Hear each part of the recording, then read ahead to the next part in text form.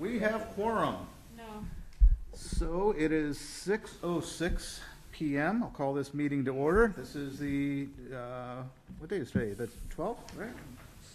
December 12th meeting of the Citizens Advisory Committee of the Costa Mesa Sanitary District. What do we have? Roll call. Shane Smith. Tom Brenneman. Here. Sue Lester. Here. Bill Marsh. Monty Fields. Here. Mike McElroy. Here. Jana Oak. Elodie Katz. Here. Andrew Nielsen. Albert Graham Jr. Here. Jeremiah Carey. Here, present. All right, let's get this going. I'd like to open up the meeting right now to public comments. Seeing how there is nobody from the public here, we'll pass that up. Item number 1 on our agenda is the Costa Mesa Sanitary District Investment Policy. Yeah, thank you, Mr. Chairman. Giving this presentation today will be Mark Davis. Mark is one of our officers that's appointed by the Board of Directors to manage our investments. Most public agencies have an investment policy where they invest public money, and so Mr. Davis is going to explain to you about our policy and how he manages the investment. In your staff report is a brief background about Mr. Davis and his impeccable credentials.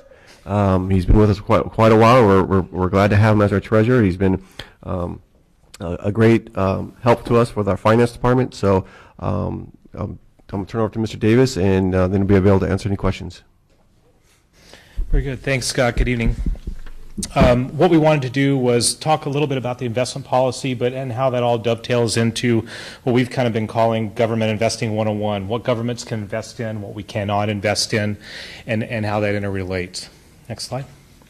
So we'll talk about what our allowable investments are, a little bit on terminology, what our objectives are, what our philosophy is, how we go about placing investments, buying securities for the district, what the current environment is out there, and then what the sanitary district's impact is for that surrounding that current environment.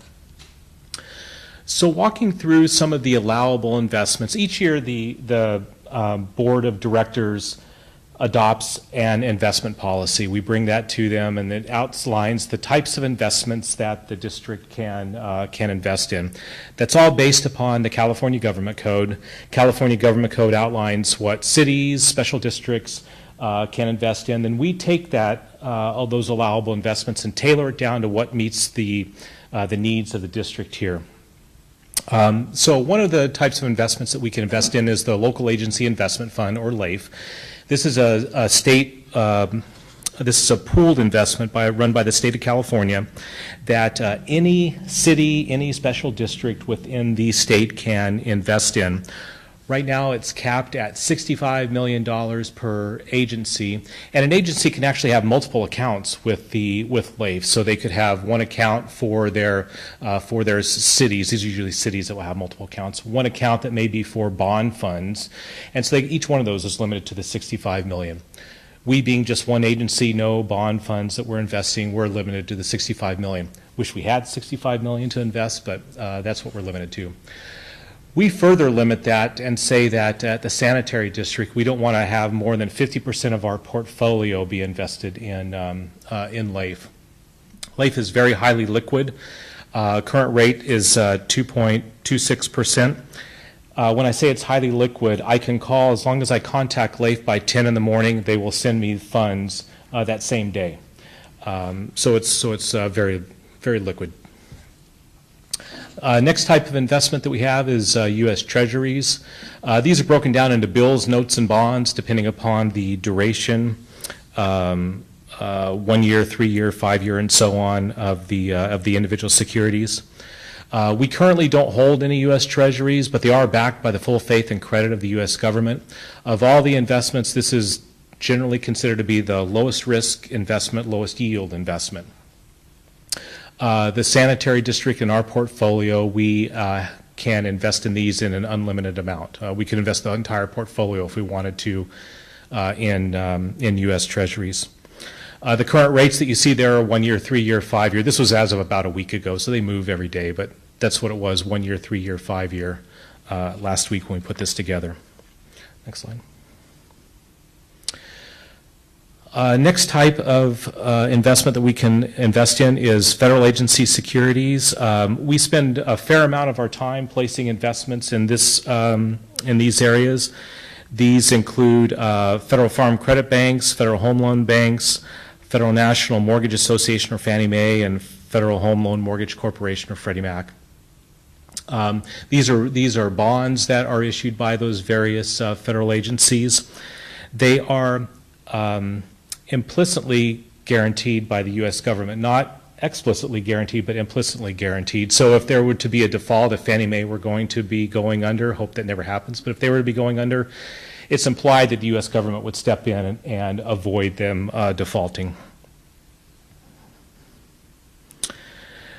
Because there's this implicit guarantee and they're not U.S. Treasuries, they do pay a little bit higher interest rate than a U.S. Treasury would. We likewise at the district don't put a limit on the dollar amount of investments that we can hold in federal agency securities.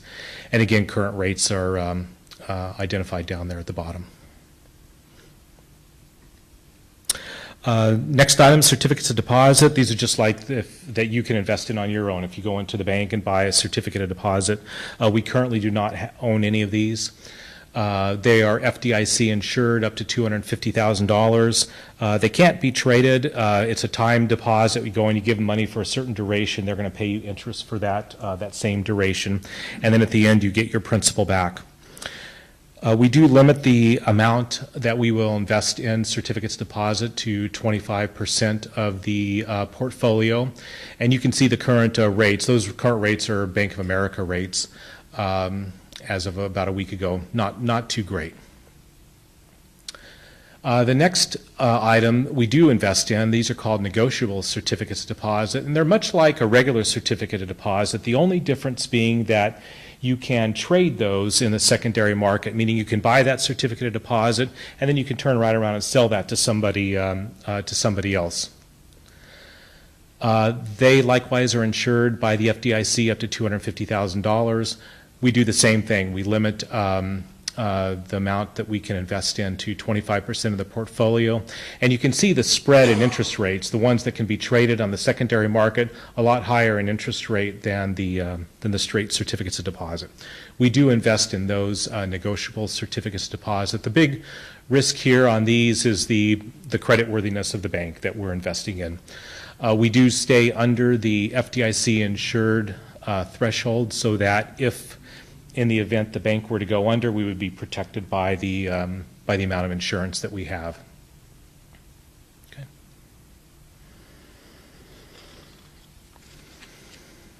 Okay. Next investment in our investment policy are bankers' acceptances. These types of securities are sold at a discount, and there's a promise to pay a specified amount at a future date. And they're really used in the import-export business as an underlying investment vehicle when countries or businesses are purchasing goods from other nations. They'll use these bankers' acceptances as an underlying security. So the way they are secured is that they issue the banker's acceptance, we buy the banker's acceptance as an investment, and it's really guaranteeing goods moving from one country to the United States. Once the goods are here, that's about the time that the acceptance would mature. If the boat goes down somewhere in the ocean and the goods are lost, then we would end up losing out on that. We don't currently invest in any of these presently. Rates have been a little bit low, as you can see. Term is very short term, 30 days to 6 months. And there is the government code limits, the California government code limits this to 40% of your portfolio with no more than 30% in any single issuer. We further limit that down to 25% of our portfolio with no more than 15% in any single issuer. Much like the certificates of deposit, they are safe, and it's really based upon the reputation of the bank that's issuing the banker's acceptances.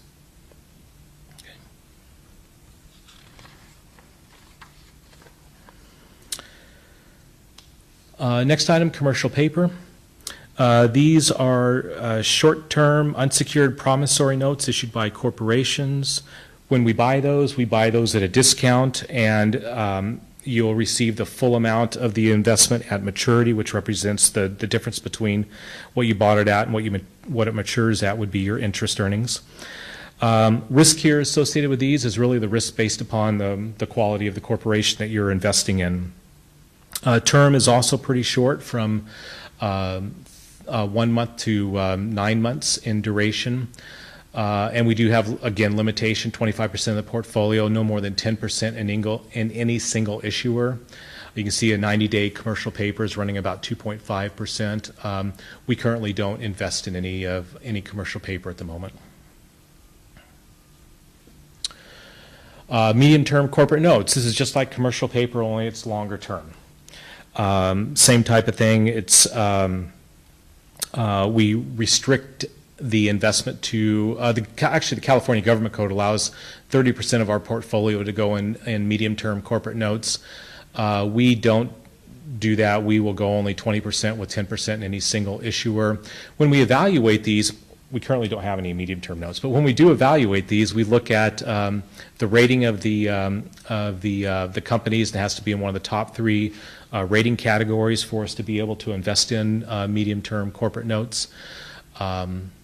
And again, it's all on the creditworthiness of the corporation. With the market the way it's been over the last several years, with it being way down, companies to some degree in trouble, it has been risky when you have a smaller portfolio to go and invest in commercial organizations. Okay. The next item is, much like LAIF, is a pool that was created as an alternative to LAIF. It's called CalTrust, and it's a JPA that the district has joined. The district has not placed any money there, but the district has joined CalTrust as an option to place some of its investments. It's a little bit more restrictive than LAIF in that they have a couple different pools, a short-term pool and a medium-term pool. The short-term pool, we can have unlimited transactions per month in that pool, depositing and withdrawing, but it's not quite as liquid as LAIF. I can't call the same day and get the money. It'd be like next day. A medium-term pool where you can earn a little bit higher interest rate, you can only do that 1 time a month.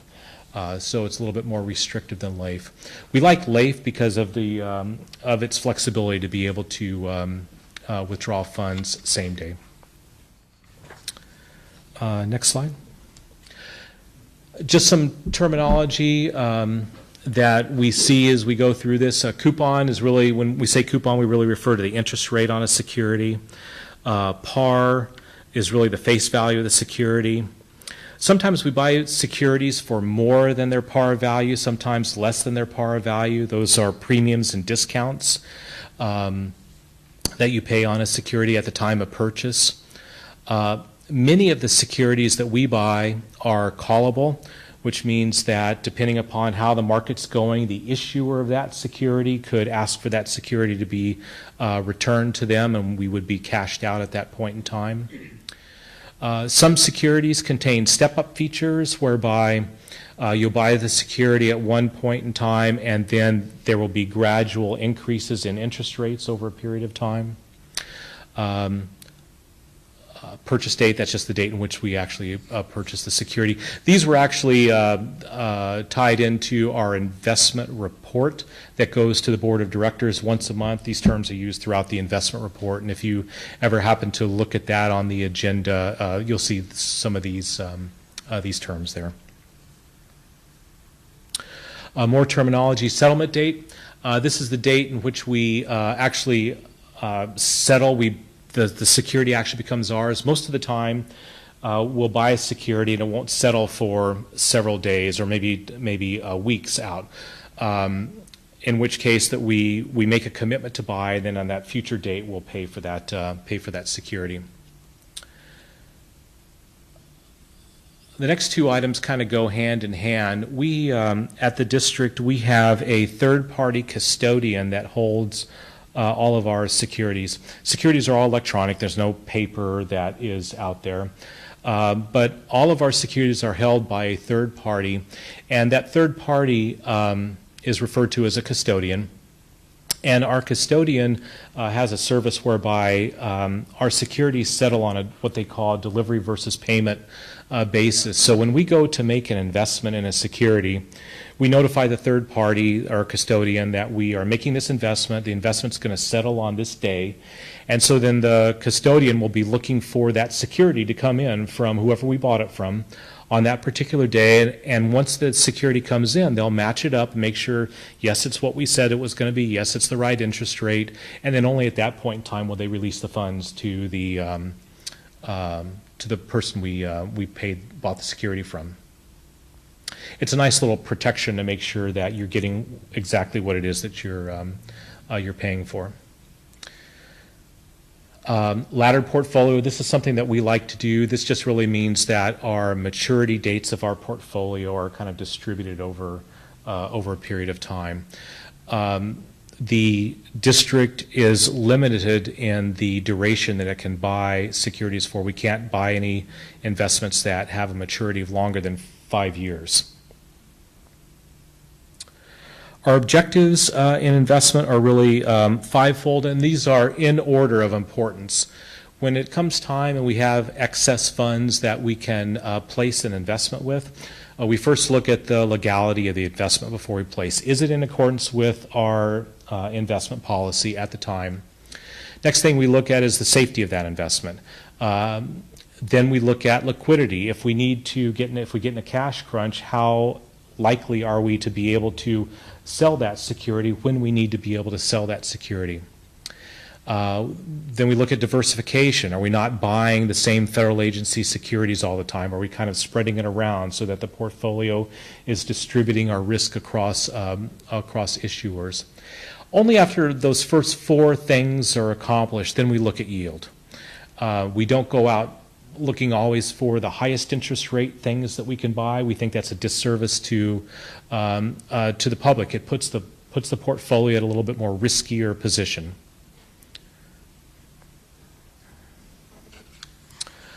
Our philosophy when we do make investments, we evaluate those investments at the time of our purchase, only at the time of our purchase.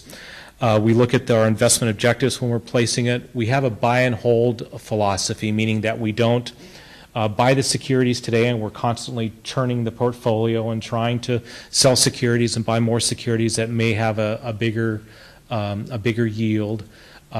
We buy and hold, and so we refer to it as a passive investment philosophy. By doing that buy and hold, the portfolio will go up much slower in times of rising interest rates. Likewise, it will go down much slower when interest rates fall. So it's a little bit more even keel.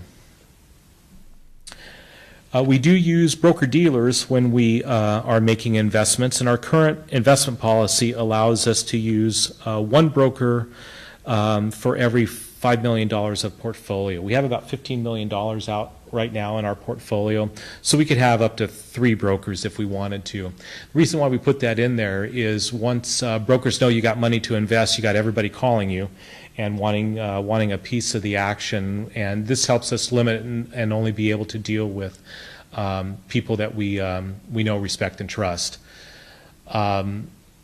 We do require all of the broker-dealers that do business with the district to sign to review our investment policy and agree to only offer us investments that are in accordance with our investment policy. We do, when it comes time to place investments, we do actively call the broker-dealers for investments rather than waiting for them to call us and tell us what is available. We do analyze our cash flow needs on a daily basis, and we project out months in advance. And so we work with the engineer, and we know when capital projects are going to be going and when we need to have maybe some large expenditures of funds or funds available to make large expenditures. And we'll try to time investments so that those funds are always available when the district needs them. This last bullet, use of eConnect Direct, this is a fairly new product in the government arena. Over the last, I guess, couple years it's been in existence now, that more and more agencies are using, as opposed to the old method of the the broker-dealers and calling the broker-dealers. This is more of an online tool that allows us to look and see what investments are out there in the marketplace and to be able to make some well-informed decisions. When we call a broker-dealer and go to make an investment, the broker-dealer is only going to tell us what they have in their portfolio that they can sell. They won't tell us what everybody else has. That online platform tells us the whole spectrum of what's out there. So it does give us a lot more option to go find bits and pieces of certain types of securities that meet the district's requirements and then fulfill our cash flow needs. We don't know. Yeah, go back to my crystal ball. We don't speculate when we go to make investments. So the current environment, we put this together last week and we started writing the slide and thought, well, no, we really can't say. It would kind of be outdated as to what the market is. But so the current environment today, the Dow was up 157 points today, but year to date, from January until now, it's down 297 points, which is 1.2%. And you know it's been a roller coaster all the way to get from January to here. So we'd stopped opening our retirement plans and retirement investments because it's sad to see the big negatives when the market is down that particular quarter. Unemployment at the federal level as of October was 3.7%. In California, it was 4.1%. GDP was up 3.5% in the third quarter. But what that really means when we bring it back home to the district is all of the various securities that we have talked about that the district can invest in. The district is prohibited from trading in stocks. So when we see the stock market doing all kinds of things, it matters, but it doesn't matter to us because we're not buying those stocks, and we're currently not buying any corporate securities. So the businesses that are out there, we don't pay too close attention to how the businesses are performing. We do trade in fixed income securities, the treasuries and the federal agency securities. They're fixed income securities, and so we kind of focus on interest rates. And so these two things is really what happens to the district's portfolio. When we see interest rates go up, the market value of our portfolio, because it's fixed rate, goes down. And that's kind of what we're seeing right now. The market has been over the last time has been going up. Interest rates has been going up. And so we'll see the value of our portfolio go down. Conversely, when interest rates fall, the market value of our portfolio goes up. And it's the same inverse relationship happens with stocks. When we see rising stocks prices, bond prices go down. That bonds are what we buy. And conversely, falling stock prices, we'll see bond prices go up. That's really all. That's a lot of information in a short period of time about what we do on the investing side for the district and investing their funds. I'm happy to answer any questions that you may have. Well, I had a question in regards to the LAIF investments compared to the U.S. securities. What's the risk there? Like, how does the risk compare?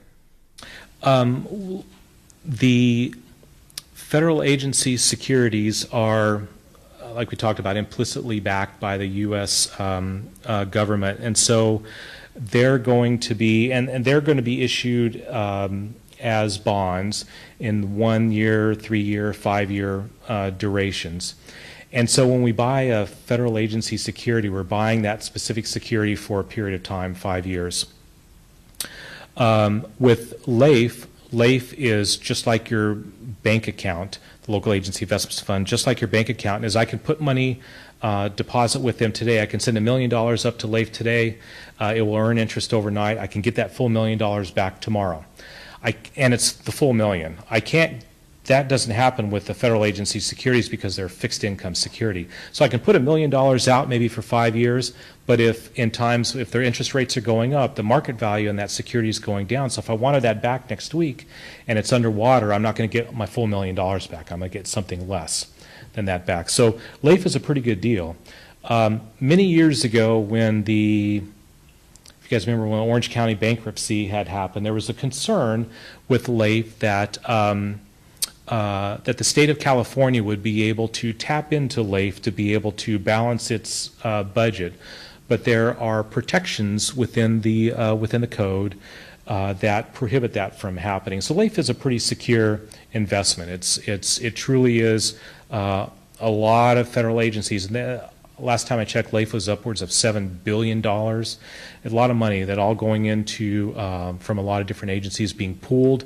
The state treasurer makes those investments, along with the committee, makes those investments every day. And then it's what is able to make it so liquid. Under the allowable investments, some of them will say like your maximum dictated by code, and then what your actual maximum is. But then on other ones, it just says CMSD max. There isn't a maximum by code.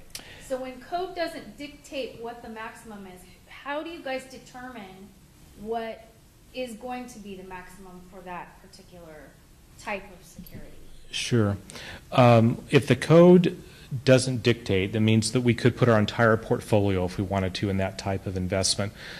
Going and looking at our philosophy on diversification, we don't think it's a good idea to do that, so we will self-impose certain restrictions. And those restrictions that we've imposed are just over a lot of years and working with various boards of directors, what they feel comfortable with. The investment function is really the responsibility of the board. And so by government code, the board has the ability to be able to delegate that function on a yearly basis to a treasurer, to myself. This board has done that. They've always delegated that function on an annual basis to the treasurer to do. So just in working with the boards over the years, and what comfort levels are is how those have kind of come about. They do change. We look at the investment policy every single year with the board of directors in probably about the June time frame, and they will adopt that investment policy, and that's the same point in time they delegate their investment function to the treasurer. I have one more question if you want to have a last question, and then I swear this is my last question. So as just somebody from the public, why do you guys keep a history over a period of years in terms of what you've made on all of your investments versus if you just had all that money sitting in a bank getting minimum interest? Because I have to imagine most residents don't realize that the sanitary board is investing in securities with their money. Which obviously you guys are good at, but I'm just saying, like, what do you guys track what your actuals are versus if somebody says, well, you guys only made this much or you lost this much on this particular security versus if you just had it sitting in some silly little savings account where you got half of a point of interest over a period of whatever amount of time. Sure. You know what I'm saying? Like, do you guys We don't. pay attention to that? We do track how the portfolio is performing, and in the investment report that goes to the board every month, there is a chart in there that only does a 1-year look back, and it's a rolling 1-year look back. So every month it adds the current month and takes off 1 year ago, the previous month. But it tracks what the portfolio is earning. And so if we had all of our investment reports for every single month, we can see over a very long period of time how the portfolio is done. We typically don't, and in that same chart, we compare ourselves to a number of benchmarks. And those benchmarks we look at are the very safe U.S. Treasury securities. If 100% of our portfolio was in the Treasuries, where that is trending. If 100% of our portfolio was in LAIF. We do track the Orange County investment pool is another option that we could invest in. We don't, but we could. So we track these various benchmarks and then to see where our portfolio is going. And if you look at that, you'll see a lot of the other benchmarks are a little bit more volatile than ours. Ours is very slow and steady, slow to go up, slow to go down, much because of the passive philosophy in buying and holding. But as far as saying that we how much additional interest would we earn if we just put all the money in a passbook account versus investing? That we don't currently do. We know that passbook accounts right now are earning about 0.0102%. The district's portfolio, about 15 million, is earning about 1.82% at the end of last month. Okay, thank you. And to piggyback off of her question, is it possible to create what-if scenarios to say, like, okay, this is the program that we want to go with, but can you also track if we would have gone with this other bucket of investments? Is it possible to do that? We certainly can do that, yeah, with the tools that we have. We can say, okay, well, if we had this $1 million to invest, we chose a federal agency security, what would our portfolio look like if it was a corporate note, or if it was just put into LAIF or something else? We have the ability to do that. We currently don't, but we have the ability to do that. Okay, thanks.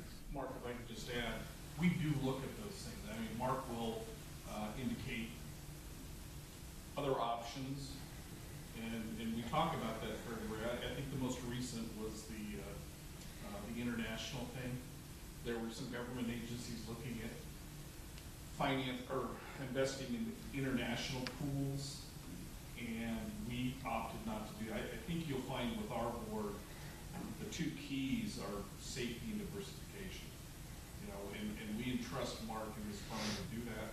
Done a pretty good job of it, so that all we're doing is stewarding the public's money. Right. You know, if it was my money, I might invest it somewhere else, but I can't afford to do that for the public.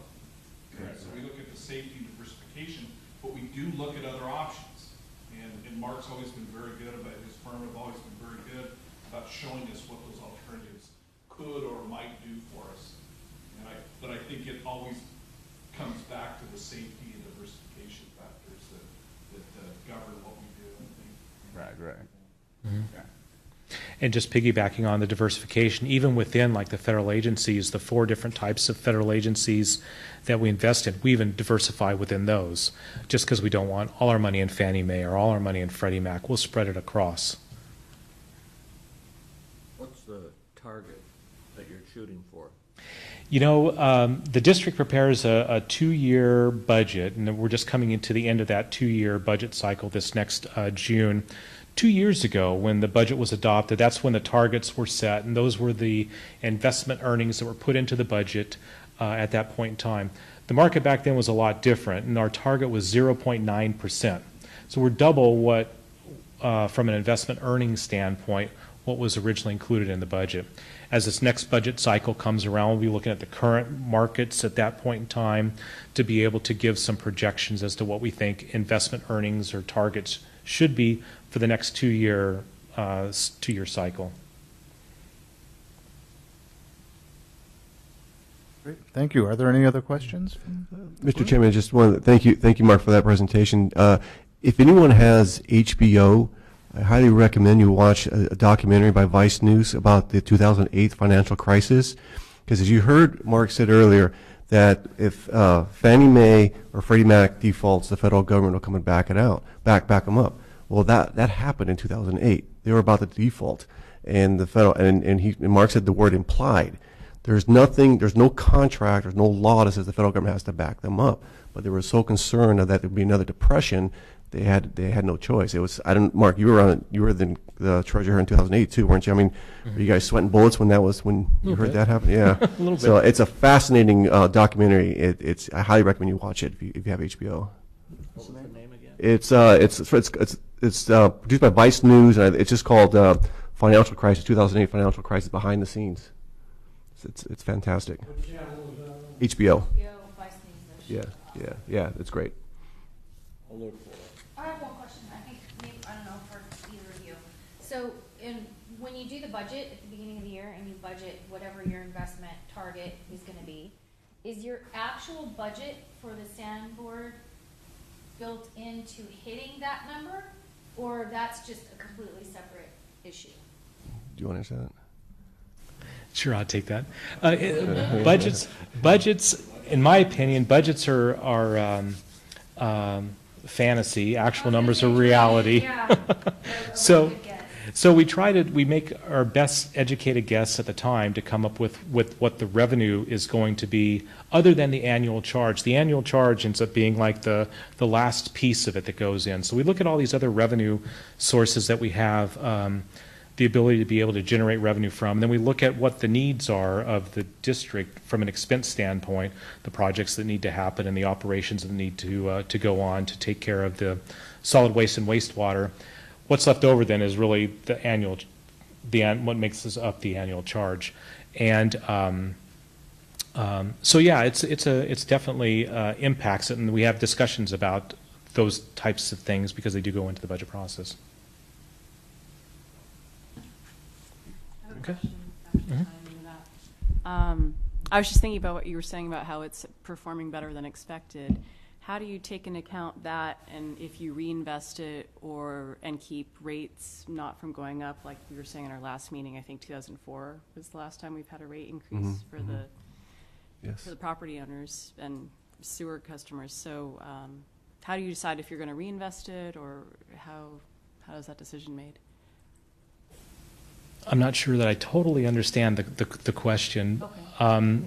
But when we I could clarify. that'd be There great. was mention that there might be a rate increase soon. Mhm. Would you be taking into account those extra funds into possibly delaying the rate increase? How would that discussion come about? Do you want me to do that? Yeah, I think if I remember, she's saying, so from the earnings we make from the investment, we can use that to offset any costs for the, Correct, because my understanding was part of the reason Yeah. the rate hasn't been increased for so long was because the investments were performing so well. well, no, it's because we have a lot of reserves, money in reserves. And part of that's, I'm sure, due to the investments, but we have a above normal amount of reserves, and so that's what's helping us keep the rate stabilized. Okay, thank you for that. And again, that's a board philosophy that we've decided not, as a government agency, holding reserves doesn't always look like the right thing to do. Philosophically, I think we believe that you don't need that much in reserve. Right, So we've used that to stabilize the rate I see. and let the ratepayers benefit from those reserves rather than our portfolio. I see, okay, thank you. Any other questions or comments? Great. No? Thank you very much, Mr. Davis. Very Thank you. informative.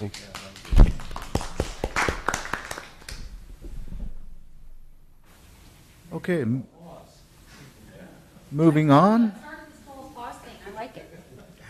Our next agenda item is to approve the minutes from the meeting of November 14th. Has everybody had an opportunity to review those minutes? Yes. Yes. If so, is there a motion to approve? I'll second it. Okay. All those in favor? Aye. Aye. All those opposed? Abstentions? Thank you. Motion passes. Next on our agenda is the draft Board of Directors meeting minutes of November 20, wait a minute here. Draft Board of Directors meeting minutes of November 29th.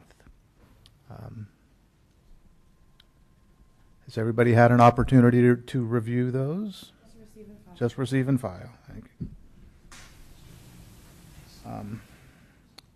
Okay, next on the agenda is providing solid waste services to wastewater customers in Costa Mesa. This was brought at the direction of this committee. Yeah, Mr. Chairman, Nabila Guzman will be giving this report. All right.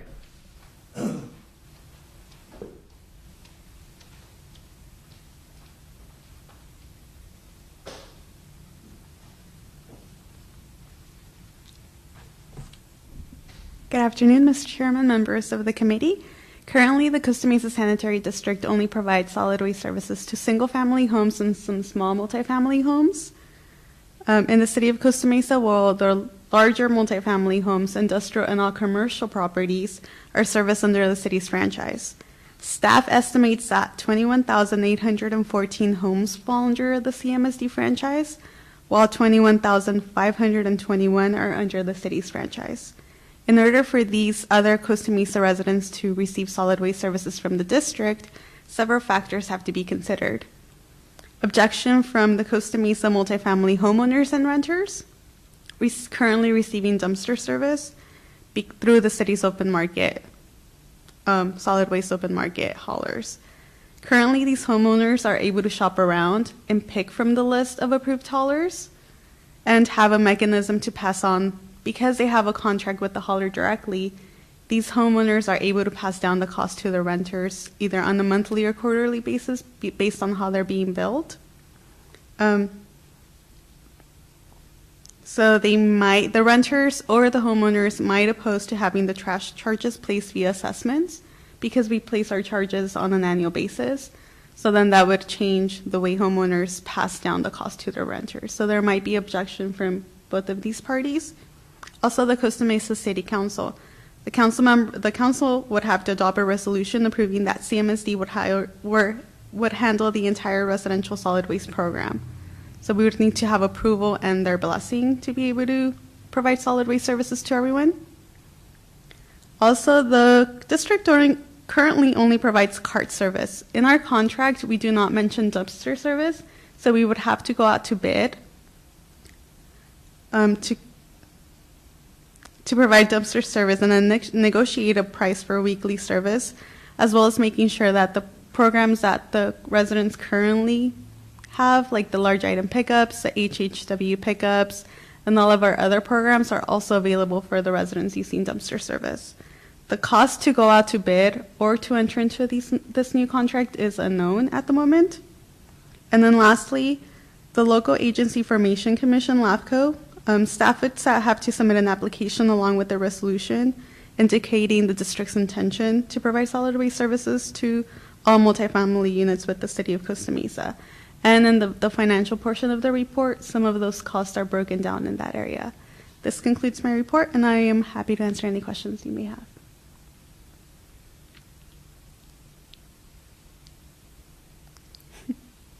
Are there any questions or comments? I just wanted to clarify that the 21,814 for CMSD, that's multifamily or that's single family? Or both? That's single family and multifamily. Our occupancy number is actually larger, but I did not include all the Newport Beach homes that we service. I had a question. Yes. So you said the cost to even determine what the bids are is unknown at this point? Yes, we would have to go out to bid and then get haulers to provide their bids of what the service would cost. So that would be unknown. We don't know, since the district has never managed a dumpster service, we don't know what those costs are. We don't know what the bids would be. So. Okay, so the cost of the hauler collecting. Okay, not like to actually just go out and bid. No. Okay, gotcha. Yes, so what the cost for the haulers to collect the dumpsters on a weekly basis. There's also a few mandates the state just passed. So we would have to, how would we manage the recycling program or the organics program if they have dumpster service? Dumpsters are pretty big, so if they only have space for one dumpster, then how would we accommodate for the other programs? So the cost of all of those would be unknown. So does the district have any interest, or would it even be in the best interest of the district? The district is definitely interested. Take on all these people? The district is definitely interested, and I think my general manager would be able to expand on that. Yeah, we received directions from the board of directors, our board of directors, to at least begin facilitating a discussion with the city. So we're planning on doing that in the beginning of the year, and at least have the discussions, begin the discussion, and go from there. Okay. Well, if you need somebody who falls in the other category to tell the people at the city how bad it sucks to be serviced by just random people, I'm happy to explain that. Yeah, we have you on your you're on our list. You realize the city would be giving up a ton of revenue if we were to take it on. Well, because of the franchise fee that each hauler pays, That's is right. probably what, $250,000? I think. Probably. Yeah, I think the city receives about $1.5 million in their franchise fees. If there's a guarantee they can continue those revenues, then there's a good chance they'd probably relinquish it to us. But we still need to have that discussion. That's going to be the big elephant in the room is the revenue. They don't want to lose the revenue for good reasons. We would like to be able to offer multi-families the benefits that single family, the organics recycling, the household hazardous waste, all those things that we do for the single families. We would love to be able to give those to people who own condos. Like Nabila said, it's a little tougher with the landlords because how do they pass that? They're going to have to pass a rate of some kind of increase onto their tenants, because it's got to equal out. But we would love to be able to offer all those other people, and from a selfish standpoint, from the district standpoint, anything we can do to increase our organic levels helps with our state mandates. Okay? For example, with our organics, if we were to take over all of the commercial, the biggest level of organics comes from restaurants. Restaurants throw away tons and tons of food every year, and we could use those to supplement our organics program that we don't currently have. Well, and I would think commercial businesses would be easier just because they have more room to have more dumpster options, I guess. Lack of better way of putting it. You just think about, I don't know how many supermarkets there are in the city. But if we could get the organics that are thrown away on a daily basis from supermarkets, it's huge, absolutely huge towards our organic goals and our recycling goals. Now, considering that those are like huge buildings when it comes to supermarkets and multi-family homes, has there been a process put in place to collect those organics already for other companies? We already do it. The other companies, we don't know what their organics programs are. Our hauler has a very aggressive organic. One of the only organics programs in the state of California. Right. We do service some multifamily. I mean, if say a condo association wants to have individual bins, we'll do those. Right. Okay, so there are operations in place. I mean, our hauler could accommodate all of that. Whether the other haulers are willing or ready to accommodate them or not, I have serious doubts that they are. But in regards to the organics, I would think we would need like big bins instead of the smaller bins for like that we use at the homes. You'd probably use the same, Nabila and Scott know more than I do, but I think we could still accommodate a cute, the big dumpsters. Okay. They could turn those into organics. Okay. By painting the lids light green. I don't know how they would do it. I think they could. Oh, okay. And they may need to adjust the frequency of pickups to avoid problems associated with storing organic waste. Right, right. Are there any other questions or comments? I have one more question. In regards to city council, how much would this be a fight? With the new city council, it's I don't know. If it was a previous city council, I think it would have been a big fight. But with a new one, it's hard to tell right now. Okay. We have more council members now that are environmentally concerned and environmentally involved in terms of being nicer to the planet and making more responsible decisions. So Okay. maybe the odds have gotten better, but we don't know. They just got sworn in, so it's anybody's guess. Yeah. What's gonna happen? You know what, I think it's still all, the one argument that it all gets back to is the city staff is gonna say that city council, if we turn this over to the sanitary district, that revenue stream goes away. It's all about the revenue. So it's all about money. I apologize for putting you on the spot, but do you have any idea of how many cities in Orange County have a franchise agreement where it's one hauler as opposed to the?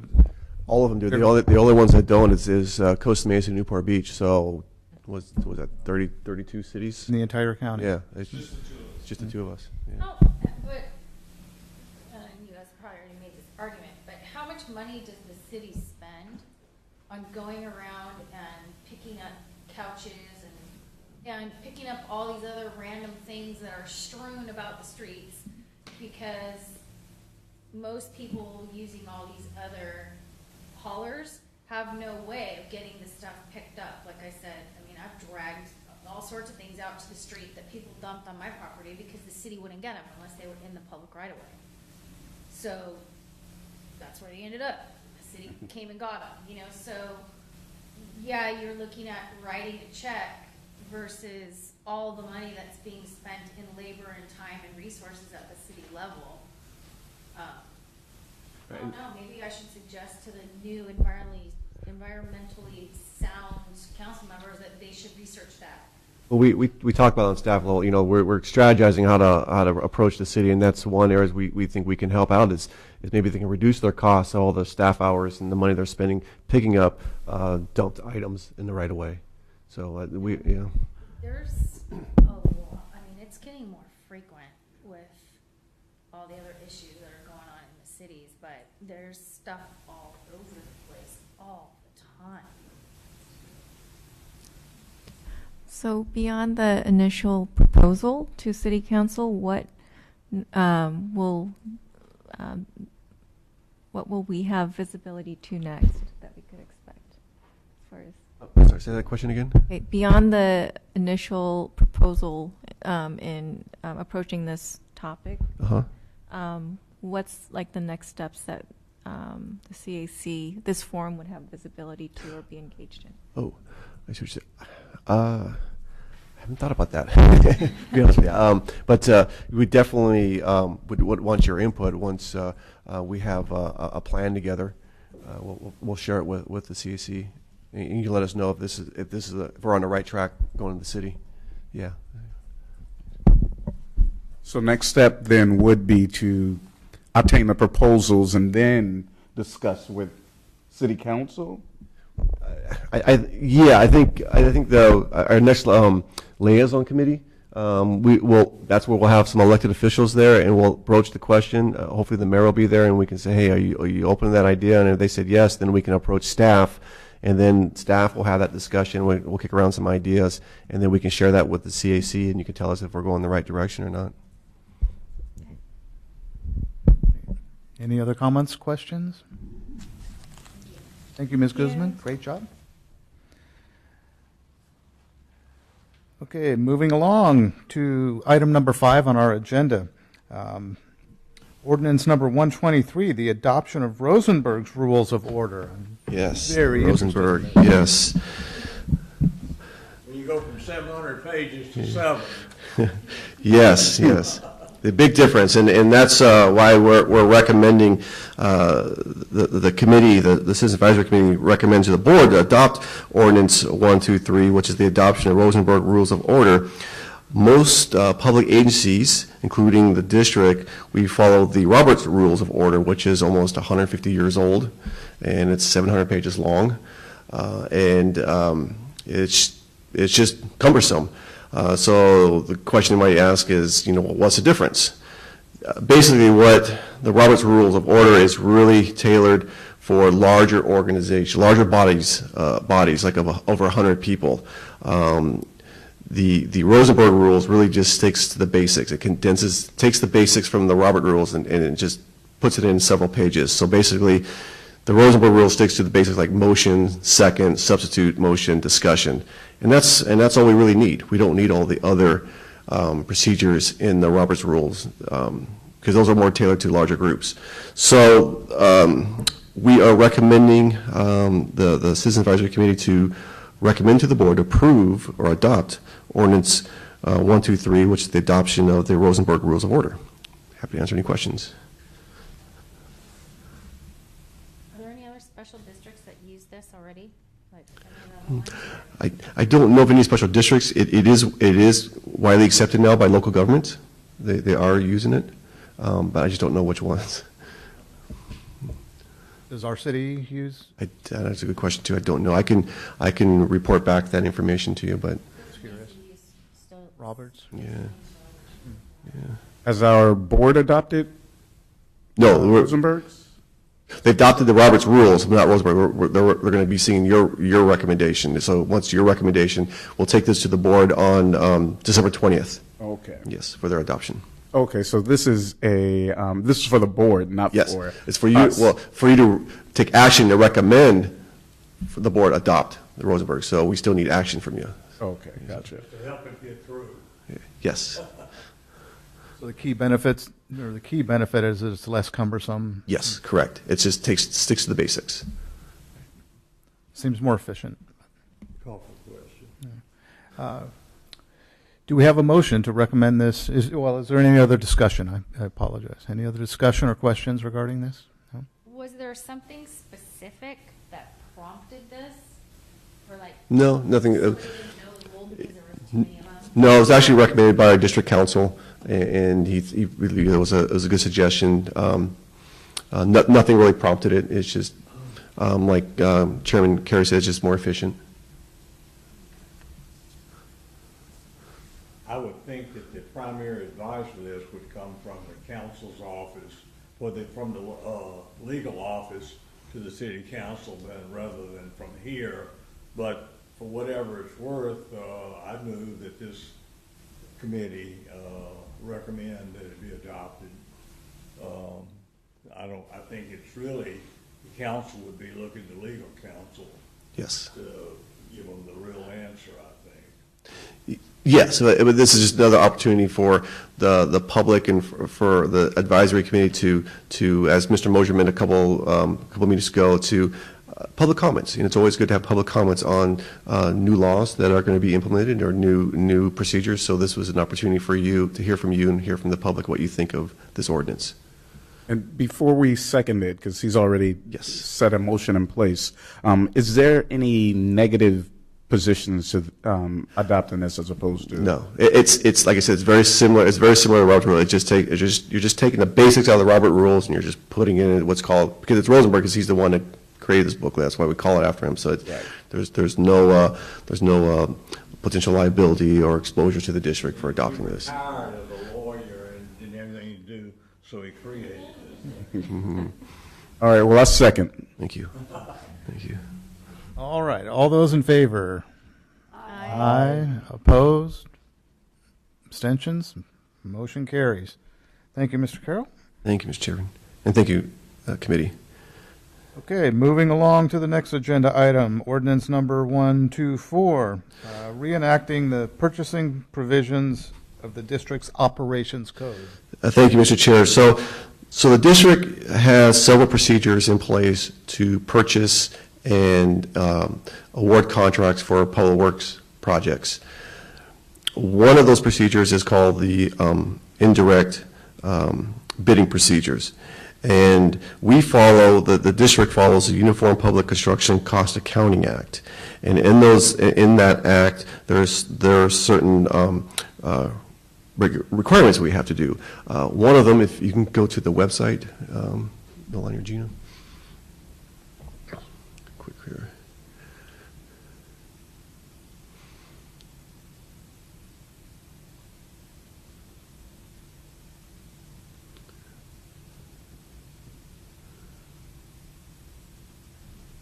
And then go upcoming projects. Thank you. And then right down here, very bottom of California, we have to have a list of maintain a list of qualified contractors. Now on this list that we're pulling up right now, so this is on our website. These are all contractors that we've done business with, that we know that are very reputable and they do very good work with us. So when we have a construction project, we will notify these contractors. We won't notify all of them because of their expertise. Some of these contractors, they might not know how to refurbish a wastewater pump station, or they might not be experts in horizontal directional drilling, which is a no-dig technology for replacing pipes. So, but we will contact these contractors. If you go to that next attachment hand, there was the notice inviting bid. Yes. So what we do is we prepare a notice of invite like this one. This is the one we just recently did for the Canyon Pump Station and Sewer Force Main. So we post this on our website, we give that to our contractors, and then if you scroll down a little bit farther, down here, we send it to this company right here, this SABP Reprographics. We send the plans there, and then they shift it off, and then they also send them into construction journals. And that's where other contractors who are not on this list, they can find out more information about this project, and they can bid on it. And so that's how we do our informal direct bidding procedures. And for informal procedures, the amount right now is anything between, if the engineer's estimate is between $30,000 to $125,000, we implement this program. And then I have the authority, the general manager has authority to sign a contract for anything less than $125,000. So recently, the legislature passed a new law that increased those limits to from $60,000 to $200,000. Now, back in 2012, they increased it previously from $45,000 to $175,000, but we did not implement any changes in our policy. But this time, we thought it would be a good idea to implement the latest revisions from $60,000 to $200,000. So basically, what it'll give the general manager authority to sign contracts for anything less than $200,000. We don't have to put the projects in newspapers. It makes it a lot more efficient with the new set limits, and so that's why we're recommending that the CAC recommends to the board adopting ordinance number 124, which will set the new limits. And also, because of that, as you'll see in the attachments, there are the revisions to the entire purchasing code will be made as well. So happy to answer any questions you may have.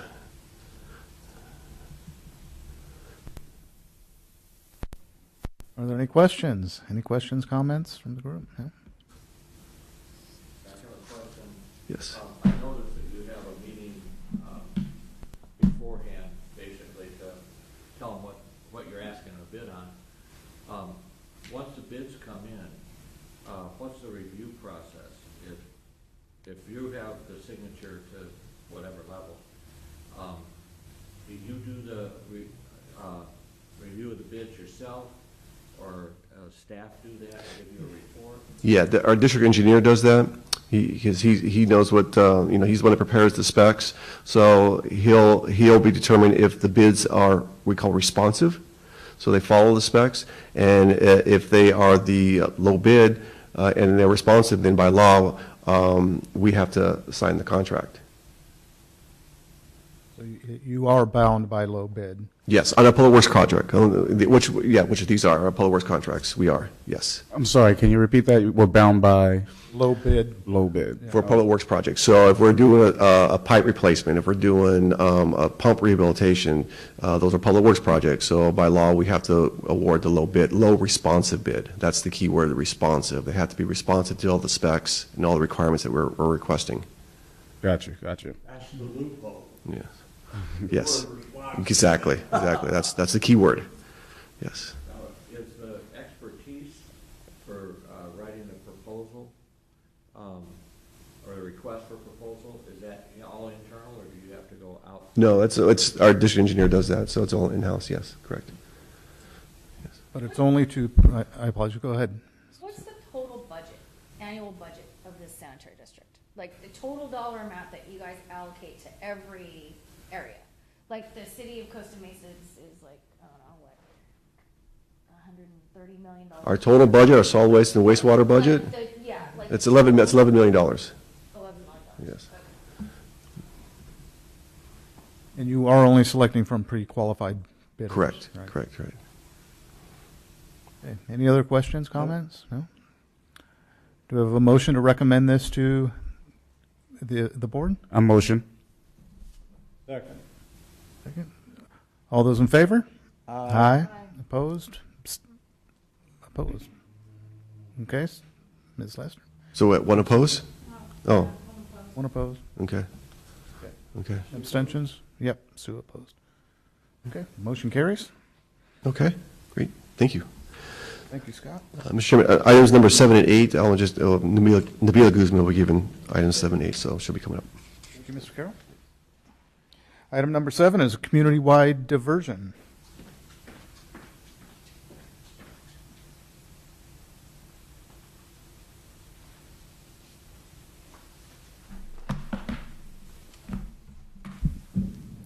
Mr. Chairman, members of the committee, per direction from the Citizens Advisory Committee meeting last month, the district staff reached out to the City of Costa Mesa for information on their solid waste franchise. The City of Costa Mesa's non-exclusive solid waste hauling franchise provides services to multifamily homes, commercial, and industrial accounts, and holds them to an overall 50% diversion. The city is also responsible to report to the state solid waste regulatory agency, CalRecycle, about both the district's and the city's efforts to decrease our dependency on landfills.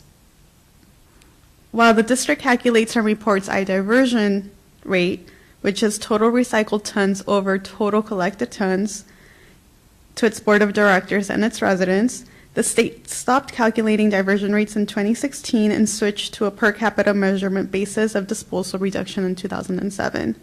The purpose of the per capita disposal measurement system is to make the process of the goal measurement simpler, timelier, and more accurate. This measurement uses 2 factors: the jurisdiction's population and its disposal as reported by disposal facilities. So it calculates pounds of waste per person per day. Table 1 on screen shows the community-wide diversion rates from 2000 to 2006, and then the estimated per capita measurement from 2007 to 2017. So it's estimated to be over 70%, but no official per capita disposal rate is given by CalRecycle. Further down in the report, tables 2, 3, and 4 reflect the data of the most recent calendar years. It shows CMSD tonnage as the residential franchise, city franchise, which includes multifamily homes, commercial, and industrial accounts. They don't separate what the multifamily rate is versus commercial. They just lump it all together. And then self-haul and state facilities. The self-haul data, these are approximately, they try to kind of estimate how much tonnage is diverted, but the city estimates that 50,000 tons of material diverted through recyclers, landscapers, and C&D haulers are not reported to the city. The city recently rolled out a new contractor self-hauler permit that will hopefully allow them to better track a bit more of this unreported diversion. So if you own a home and landscapers come to your house to do the landscaping and they take it with them, the city has no way to track how much was diverted throughout the year.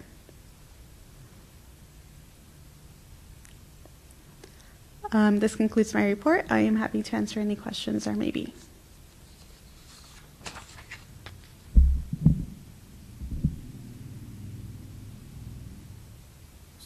So to clarify, this CalRecycle is not providing specific per capita disposal? They have estimates, and it's always a year behind because they collect data on a calendar year basis. So 2017 data just became available. And I don't even think that information is published. That's just what we got from the city that they submitted. So it's always like a year and a half time lag, and it's always estimates. So from 2006, they have estimates of how much the per capita should be for the city, but it's never accurate or like this is a final per capita per year. I have a question that's kind of out there. You said landscapers, we don't know what they take with them, what they leave behind. Is there advantage to landscapers for any materials that they can get reimbursed for, or is it dump fee period for everything that They have a dump fee when they take it to the landfill. It's per ton. It's a per ton landfill fee that they. But there is a new mandate coming down in the next year or two where right now the landscapers can take the green waste into the landfill and it's considered ADC, alternative daily covers at the end. So the landfill is filled with trash every day, and then at the end of the day they use the green waste to cover it so animals don't get in there or the smell. But in the next year or two, that will no longer be allowed. So right now they're taking it in for free, but there will be a fee because now that is considered organic matter. It's producing methane, so it's bad for the environment. So I think once this new mandate gets the green light in, I think 2020 or end of 2019, these landscapers are going to have to pay a fee. So I think eventually they'll have to rethink how they're disposing it. We do encourage our residents that have the organic cart that even if they have a landscaper, to have the landscaper put the material in their organic cart. And then we know that that gets taken to the AD facility, so it'll just be interesting to see what these landscapers will do. Right, yeah, they won't be able to take it to the landfill soon, and they'll be forced to take it to, I think the closest place to them is near the Great Park, or the closest one to us is near the Great Park, Tierra Verde, but there'll be an increased cost for that. You did a very good job of explaining the alternative daily cover. That's a huge loophole, current loophole that they're trying to divert organic waste from the landfill, but they allow that to be counted as a daily credit. cover. It's counted as obviously it's not diverting it from the landfill. It's still putting it in the landfill, but You know, again, that's one of the things that our board several years ago recognized this alternative daily cover is going to be done away with. And that's why we were so aggressive on going to the AD facility in Paris and having our hauler do the organics. I mean, when there aren't a lot of haulers that we're aware of that are even moving towards this 2020 requirement that ADC goes away. So they're going to be stuck at the last minute looking for a way. I think a lot of them think that everything's going to go to compost facilities. Well, that ain't going to happen. Composting is expensive, it's difficult, and until they realize that this anaerobic digestion thing is really what's going to happen. They do it in Europe, they do it in Australia. We're just a little bit behind, and they're going to be behind the 8 ball. These other haulers. So, right, there's little to no local commercial composting facilities. The local one in Orange is at capacity. They're not taking any more. The next closest place after that is in Thermal, right? Thermal, California, which is it's named Thermal for a reason because it's hot out there. Past Victor, yeah, right. Okay. The Orange County Waste and Recycling, because of the mandate in 2020, is testing out composting at the landfill, setting out certain part of the property for composting, but they don't know how well it'll work, and they're thinking that it'll be up in the 150, 160 per ton or per. They haven't figured out the cost of composting, but it's going to be expensive. So these landscapers are going to have to pass down that cost to homeowners. There's a time factor there with the anaerobic digestion.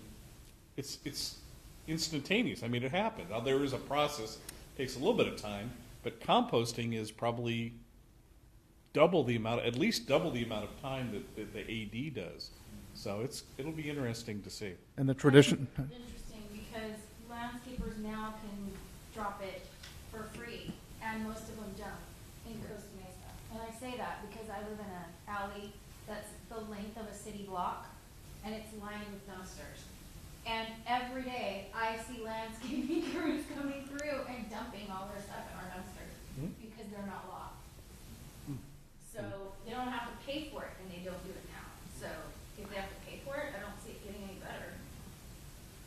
Another important thing to factor in is that the traditional composting programs will not accept or can't accept meats and proteins and bone and a lot of the food that ends up getting wasted, where our anaerobic digestion facility can accept those items.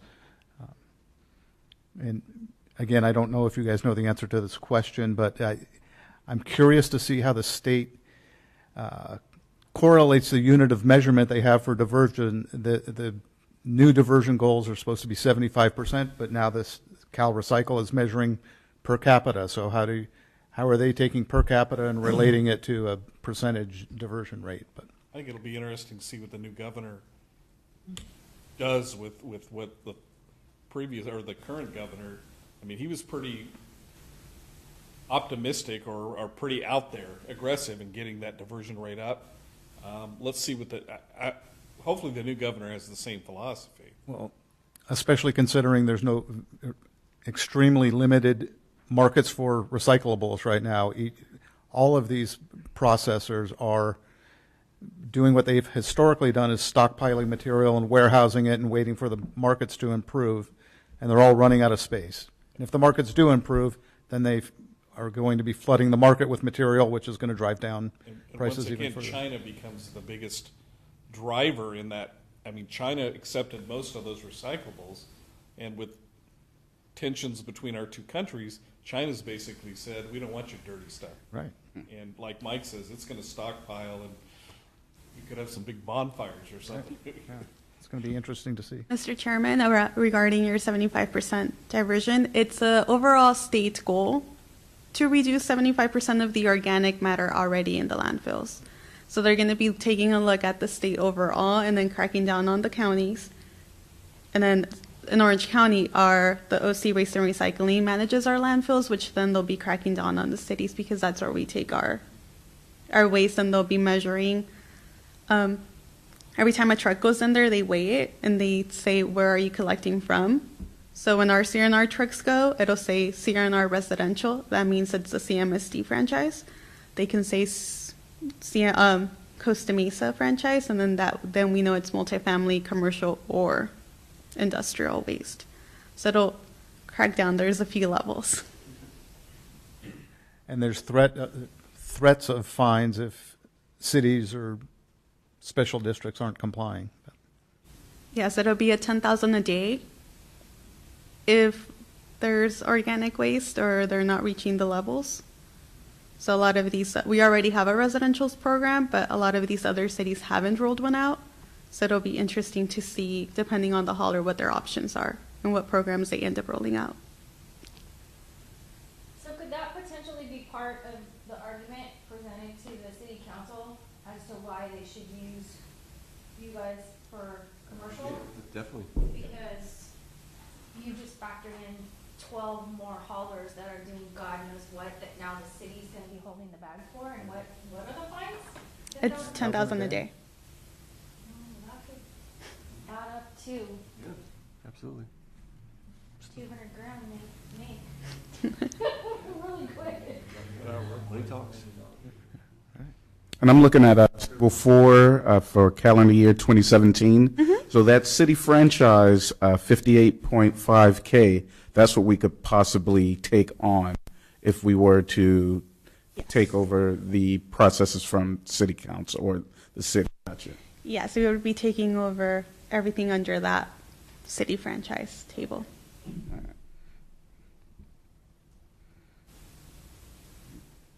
Very nice job, Ms. Guzman. I have to admit that I kind of geeked out on this whole report for about 2 hours today. So thank you for the very detailed report.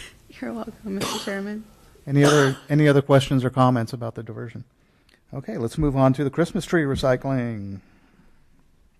Mr. Chairman, members of the committee, the district's annual Christmas tree recycling program collects Christmas trees from residents and recycles them into renewable natural gas and soil amendment at CRNR's AD facility in Paris. Before the plant became operational, the trees were recycled into mulch and distributed locally through California. This annual program is made available to solid waste customers in the weeks following Christmas Day. This year, the trees will be collected from December 21st through January 18th, and we ask that residents remove all decorations and the stand before placing it next to the organics cart on their trash day. If the tree is over 6 feet, we do ask that it's cut in half because then the arm or the truck is unable to pick it up. And if residents need to dispose of their tree after January 19th, they can cut it down and put it into their organics cart with the lid closed, and it'll be picked up and, again, taken to the AD facility. In the report, you'll find tables of tons and number of trees collected over the last 5 years. In 2017, the Christmas tree recycling program collected 4,569 trees, or 65.69 tons. Despite the decrease in the amount of trees and tonnage collected, staff still considers the program successful, and the decrease in the overall amount of trees collected can be contributed to the increase in purchasing of artificial Christmas trees. I am happy to answer any questions. No questions?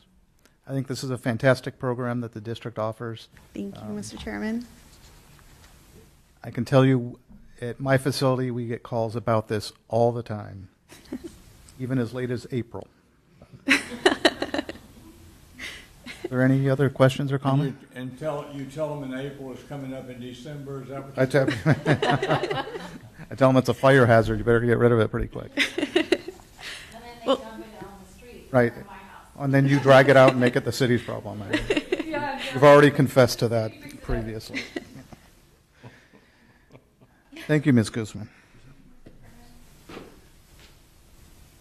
Okay, I'm interested in this too. Next up on our agenda is item number 9, consider recommending the Board of Directors approve acquiring 112 cubic yard wastewater combination cleaning truck from Haker Equipment Company? Yes, correct. Thank you, Mr. Chairman. So on the screen are two of our wastewater cleaning trucks we have in our fleet. The one on the left is our 2013 Freightliner Vacon. It's 12 cubic yard. And the one on the right is our 2015 Kenworth Vacol. That's a 6 cubic yard. Using these two pieces of equipment, our goal is to clean 67% of the entire wastewater system within a year. In 2016, 2017, we were able to achieve that goal. In fact, in 2016, we cleaned 77% of the system, and in 2017, we cleaned 74%. However, if you look in your staff report, 2018, it's getting close to achieve 67%. We may not achieve that because we're having continuous unanticipated breakdowns of these vehicles. We do keep a regular preventive maintenance on both these vehicles, but these repairs or breakdowns are something that's unanticipated. And you can see in the staff report in the past 15 months, we spent over $26,000 on the vehicle to the left. And the vehicle on the right, the Vacol, the big issue with the Vacol, it's what's they're called as a transfer case is not working. And what that is so when the truck, as you see here, when it pulls up to the street in front of the manhole, okay, it has to transfer the engine to the equipment, and when it does that, it basically puts the brakes on the trucks. If the transfer doesn't work, then it's quite possibility that this person who's working in front of the truck could get run over. Because the truck will move, and so that's why it's critically important to have the transfer work in both these pieces of equipment. Now, as you'll see in the standard, the Vacol is not costing us a lot of money to try to repair the transfer case, but because it continually disengages, it's continually down. And when it's down, that means we don't have any vehicles to clean. And so we don't have vehicles to clean, we're going to get behind our cleaning schedule. So what do we do to ensure that we're trying to stay on top of our cleaning? We got to rent one. And so we rent a 6 cubic yard for $3,500 a week. What staff wants to do is purchase another 12 cubic yard wastewater cleaning truck, and then we put the Vacon, this one left, on reserves. So when the Haker or the Vacol is being repaired for unanticipated breakdowns or during regular PMs, we have the backup, the Vacon, to back us up to ensure that cleaning does not get behind. Now, what we did, we talked about the purchasing ordinance a little while ago. In that ordinance, it allows staff to purchase items, what you call a piggyback bid. And that basically means that if another public agency bids on a project, he does all the RFPs and bids on the project, we can enter a contract based on that RFP. And there's an organization called Sourcewell. It's also known as National Joint Powers Alliance. And we are a member of that organization. It's a public organization. It doesn't cost us anything to be a member. But basically they serve members as a focused cooperative, and they service over 50,000 government educational and nonprofit organizations nationally. And so what they do is they do the RFP, they notify all the vendors, they advertise the vendors, they review the RFPs, and then they enter a cooperative agreement with those vendors. Attached to your staff report is a copy of the RFP they recently did for street sweepers / wastewater cleaning trucks. And they submitted these proposals back last year. They contacted, I believe, over 48 vendors nationwide. They also advertised this in the newspapers.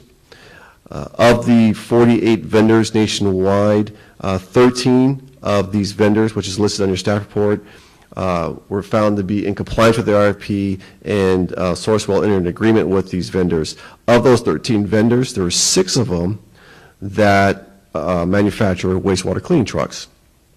And so we contacted 4 of those 6, and we had them bring a demonstration to our yard.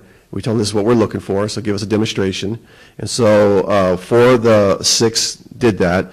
We did not contact HIVAC Corporation because they didn't have an office here in Southern California. They're located in Phoenix. And we didn't contact Municipal Maintenance Equipment. It said Municipal Maintenance, but it's Municipal Maintenance Equipment. They're the ones that do the VADCON because we're be honest, we're not very happy with that vehicle, and so we didn't want to give them another business, to be honest with you. So that's why we didn't contact them. So we went with four vendors. They're all very reputable, have very good wastewater cleaning trucks. We compared apples to apples. We gave them all the same specs, what we're looking for, and the low bid came from VACOL, which the same company has the vehicle on the right. But staff is recommending the wastewater cleaning truck from Haker Company, and it's $25,000 more. But the reason why we're recommending a vehicle that's $25,000 more, it's very simple. It's safety. As I mentioned earlier, the VACOL is having issues with the transfer case, right? Well, perform the transfer case, to transfer the case to have it engage requires a lot of manual steps to do that. Well, with a Haker, to have the transfer case engage, it just requires a push of a button, and it's done. That's all it takes. And then it has a panel that tells you that it's engaged. It'll tell you. So the staff will know when it's engaged. The panel will also they'll also give them information about the water volume, the pressure, the length of their hose. They all have that in front of the vehicle. So it's a much safer vehicle to operate. And so that's why staff is recommending the Haker truck. What are the alternatives to the Haker, as we indicated in the staff report? One is that we could contract it out. We used to contract cleaning the entire system out with a private contractor, but this is the one incident where we believe, well, yes, contracting can be cheaper, but it's not going to be as effective. And the reason why is a contractor is in it to make money, right? So they're going to want to get in and get out as fast as they can. They're going to clean your system as fast as they can because money's time. They're going to want to go to another city to clean their system. What we call blow and go. They want to get in and get out as fast as they can. So that means the quality of work is not going to be there because they're not taking the time to clean the system. Furthermore, they're not going to know the system as well because they're going to have different operators coming in. Our guys, they know where all the sags are. They know what areas have significant grease that's going to require additional time to clean. They know where their roots are, so they know, again, it's additional time to clean. So they know that, and they take ownership in the system. And we know for a fact, in 2017, it was the first year that CMSD never had an SSO. We had 0 SSOs in 2017 since the first time we started documenting SSOs. The 2 SSOs, the sanitary sewer flows we had in 2018, one of them was caused by negligence by a contractor. He was doing improvements at the 19th Street pump station, and he bored a storm drain pipe through the sewer pipe, and that caused a backup. The other SSO was the one on the bridge over the freeway, and that was a 2-inch air release valve that has nothing to do with cleaning. So, and then if you go back farther, 2014 to 2016, we had 5 sanitary sewer overflows. When we look back Who was the last person to clean those before those accidents occurred? Contractors. So that's telling us, again, it's that go and blow mentality. They want to get in, get out. They're not going to take the time to clean it. So that's why we believe having our own staff and our own equipment is more effective, and better for the environment and better for the community. Now, the other option is purchasing a used one. If you go to the next slide, please. This was our first vehicle in our fleet. We purchased it back in 2006. It was a used 1992 6 cubic yard cleaning truck. So it was already 14 years old when we got it. But the reason why we used it was just to clean hot spots. And those were hot spots that required high frequency cleaning. So areas that had a lot of roots, a lot of grease. We would clean those areas 2-3 times a year rather than once a year. And then we have a contractor clean the entire system. And it worked well for that. It really did. But as it got older, it had a lot of breakdowns. We spent over $62,000 repairing that vehicle since we owned it. And now that we're cleaning the system, 67% of the system for the year, it's going to take a lot of wear and tear. And so an older vehicle is not going to meet the demands. So that's why we're recommending the committee to recommend to the board the purchasing of the Haker equipment, which is the Vector, for $411,365. There is money in the budget. We have $1.4 million in our fixed asset replacement fund, so there's plenty of money for the purchase of this vehicle. Also, Haker told us that if we purchase it in this month, we can have the vehicle by May. If we went with a VACAL, it'd probably be October or November another year, because they got to manufacture it. It's not like you go to a Chevrolet dealership and just try to pick a wastewater truck. You got to manufacture them, so it takes time.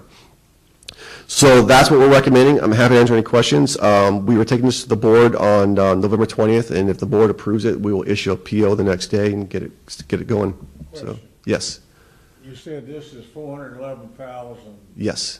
plus dollars. Yes. And there was one that bid that was lower. Yes. How much lower? $25,000. Okay.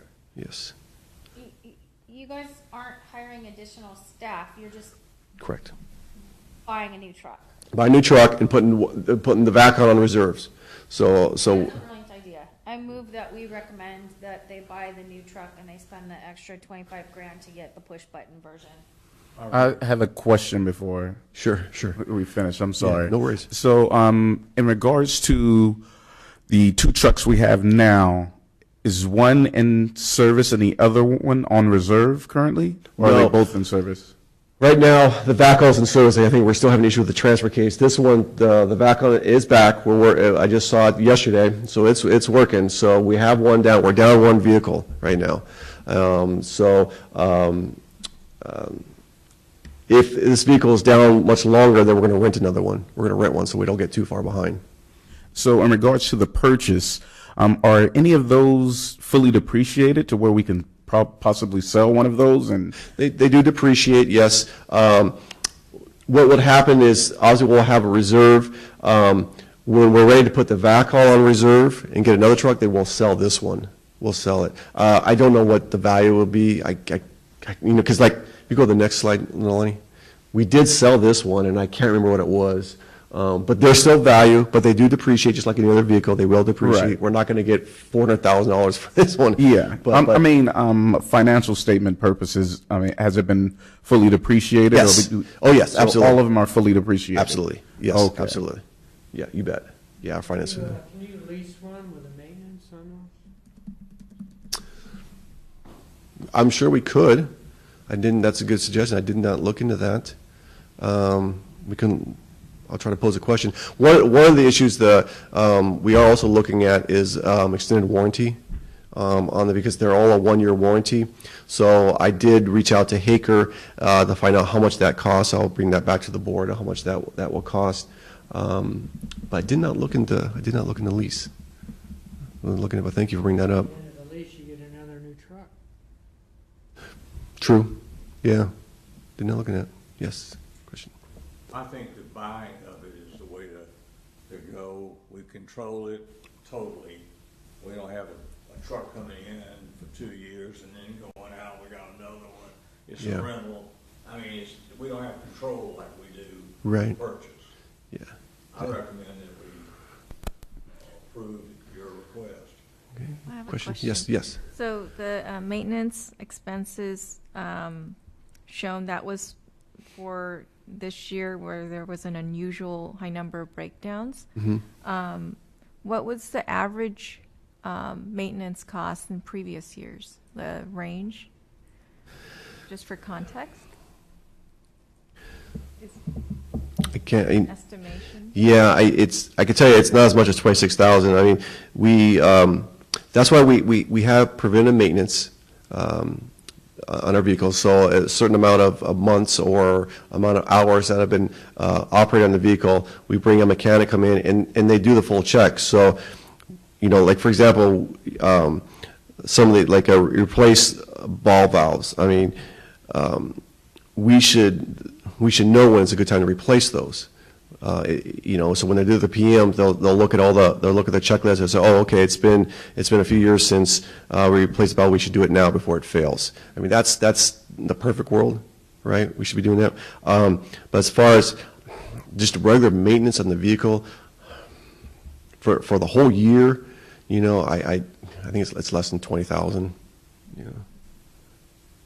So is this showing it's like 26 plus 3,600? So this is 30,000, and you're saying regular is about 20,000? I'm saying it's less. I don't know off the top of my head how much it is. I can get that information back to you, but I just don't know off the top of my head what's the ongoing. I just know that this amount of frequency of breakdowns is not common. They're highly technical too, so there's a lot more. Especially the new one is even more automated. Yeah. Which when they start breaking down, usually it's not one thing. There's right, just like so. A good point.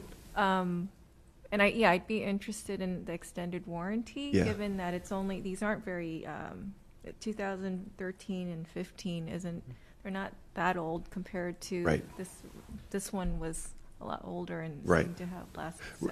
And that's why it caught us. That's why we're so frustrated, because like the VACOL, it's only 3 years old and we're having all these issues with the transfer case. The VACON is what, 5 years old. We shouldn't be seeing all these problems at this stage. So we're hoping, that's one option is to purchase. Do we know if it's typical that with these models that there are, because it's only 5 years and 3 years that that this isn't unusual for these models, or we know that the VACOL it's.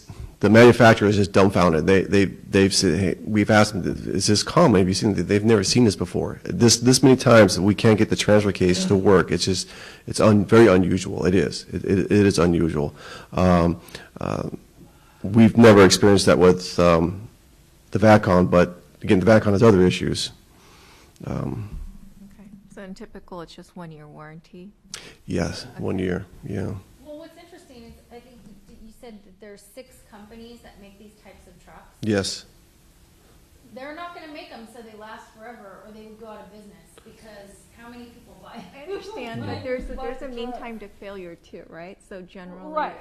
like if you bought a car in 2 years, it starts breaking down, you think this is not a well-made. No, I mean, my thought, yeah, but if you maintain your vehicle, right, if you continue maintaining it, then it's going to last you longer.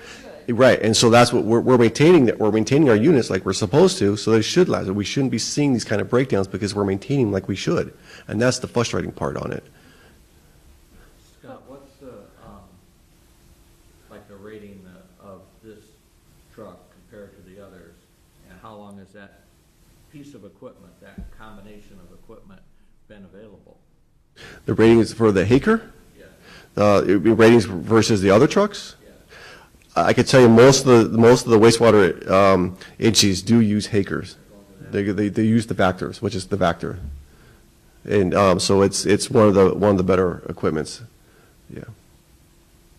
And just from a geek's point of view, I'd be interested in who's making the transfer case that you're having trouble with, and who's making the one in that.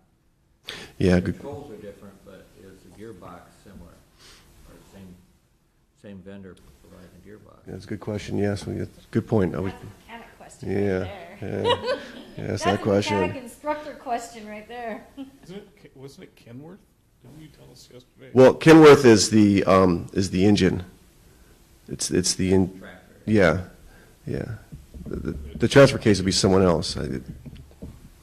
Now, you say that you bought one of these 3 years ago? Yes, 2015, the Valco.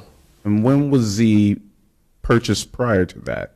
I think it was, did I say it's 2013? We bought this one in 2013, and then the Valco in 2015.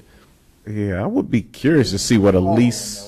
Yes. I would be curious to see what a lease would be as opposed to a purchase. But you said you're sending this to the board of directors on the. Yeah, and I can based on your comments, I'll put that in my staff report for the board to consider. Okay. Yeah, that's something definitely to consider. A lease, and also the maybe like purchase an extended warranty versus a lease. Yeah, we definitely, we're waiting for that information to come in, how much that's going to cost for the extended warranty. Yes. And the maintenance, I think some of it, was it contractors that had done? Yes, yes, I have it's, he actually, for the PMs, he actually comes to our yard, which is great. So I don't have to take the vehicle to Anaheim or somewhere in LA to get it. They come to us. But if it's a major repair, then I got to take it to the vendors, which I think VanCon's in Anaheim. So could the current staff absorb the maintenance that I think you had mentioned? The intent was to bring it in-house now, right? Not the maintenance, the Okay. maintenance. No, I couldn't do that. I don't have a garage to do that, or so I can't do it in-house. Okay. Yeah. Plus, I don't have enough vehicles for that too, so to keep them busy. And based on the fact that you would take delivery in 2019, is it safe to assume in 2021 you would be budgeting for another What we truck do, and then replace this? we do that with all our truck. We do it with all our vehicles in our fleet. So as soon as we buy those fleets, we immediately have a replacement fund. So we basically establish like a rental fee, and we put that, we calculate depreciation. We estimate, okay, here's what the value is today. What's the value of it's going to be from 10 years from now? Okay, that's the number. And then for the next 10 years, we allocate money. So when the truck's ready for replacement, the money's there available. That's why we have $1.4 million in the fund right now, because we keep putting money away. So if something like this does happen, we have the money. We don't have to borrow the money. It's there. We can use it. Thank you. Any other questions or comments? I think there's a motion on the floor already to recommend this to the board. With that, and I'll also bring to the board the lease Leasing options, option. yes. So motion is Lease amended. option versus the purchase and extended warranty? Yeah, I definitely, the board's direct me to, direct me to come back with the warranty, extended warranty. So I'm working on that right now, and then I'll do some research on the lease. So next session, you're going to have it back so you can compare purchase versus lease option, is that what you're saying? We're going to try to, yes, for the board, yes. For the board on the board. 20th? Yes, on the 20th, yes. And also, if you can provide the schedule for depreciation on the financial statements, as opposed to what's budgeted for depreciation. I'll be curious on how long we actually depreciate these on the financials. Okay. Yeah, I believe we depreciate for 10 years. 10 years? Because 10 years seems kind of long, considering we have a track record of like 3 years. On the books. Yeah, I know. That's just very unusual. Usually, in my experience, coming from other agencies for heavy-duty vehicles, it's 10 years. I know police vehicles are like 3 years. Trucks are like 7 years, but heavy-duty vehicles are usually typically 10 years. Now, the pace based on the performance of the truck. Right. If the truck's doing well, we can always extend that for another couple of years. But at least for 10 years, we try to make it work and keep the maintenance up and keep it for 10 years. Okay, we have a motion and a second. All the. I thought I did. You did. We have it. All in favor? All in favor? Aye. Aye. Opposed? Abstentions? Great. Motion Abstain. carried. Abstain? Okay. You'll abstain? Okay. Okay, great. Thank you. Okay, next item on the agenda is Costa Mesa Sanitary District's 75th Anniversary Ad Hoc Committee meeting. I'll be reporting on that. We did have a meeting on November 27th, attended by myself, Scott, Director Schaefer, Ms. Schaefer, and Director Perry attended that meeting, as well as staff. We discussed several different options or different programs that we'd like to kind of spitball on a board to see what we'd like to do for the 75th anniversary that would be taking place during the calendar year of 2019. We developed a estimated budget or preliminary budget of possibly up to $10,000 to recommend to the board for a budget for the year-long activities. Among some of the items that we discussed were having targeted promotional activities depending on the month. So we talked about highlighting the organics program during the spring. We talked about highlighting the Christmas tree program during December, highlighting the maybe the cooking oil or fats, oil, and grease collection during the holidays in November, Earth Day event in April. One of the recommendations was having CMSD promotional videos highlighted at the movie theater at the Triangle before and between movies. That was suggested by Director Perry. There was a suggestion of bringing in promotional activities to hand out during, or promotional items to hand out during concerts in the park and the Fish Fry and Community Run. We discussed the possibility of bringing in a vendor to display different tchotchkes to hand out, and discussed what, or highlighting programs throughout the district's quarterly mailed newsletters, quarterly, right? Is that right? Quarterly newsletters? Does that pretty much satisfy what was discussed? Next meeting's The 21st. 21st. Next Friday. Yes, that's next Friday already, yeah. So the next meeting of the ad hoc committee is December 21st. That's a Friday at 9:30 in the morning. Great. Any questions or comments about this? You said September? No, Oh, December. December 21st. Okay. December 21st. All right. A Great. week from Friday. Yep. September will be way too late. Yeah. It's a holiday. I'll be there. What? This one. I think it's I just- Where is that meeting? I work for the government. I'm Where's that working, meeting so it's held? not here, Okay. right here. Okay. If it's a holiday, I want to know about it. I'm going straight to my labor representatives. Actually, it is a holiday for us. I'm working it anyway, so I'm volunteering that day. What else do I have? Okay. Next item on our agenda, the last item on our agenda is considering approving a quarterly Citizens Advisory Committee meeting schedule. I think the logic behind this is that when this committee was first formed, that was the discussion topic of having possibly quarterly meetings. We ramped that up to have more frequent meetings because of the direct charge to address the district voting parameters. We accomplished that. So we wanted to bring this to the group to find out the opinions of, do you think quarterly meetings are sufficient in up to and in, how should I say, unless we have specific tasks that we're looking to address in a timely manner? I have a comment on that. I think it ought to be monthly, just like it is now. If we come in here and there's only one item on the agenda, we're in and we're out. But we're here to serve the city council and as advisory committee, and I think we ought to not be doing this on a quarterly basis. They meet on a monthly basis. Ours may be down to 15 minutes or 30 minutes but depending on what's on the agenda for us, but we ought to at least gather here and see if there's anything that we need to act on.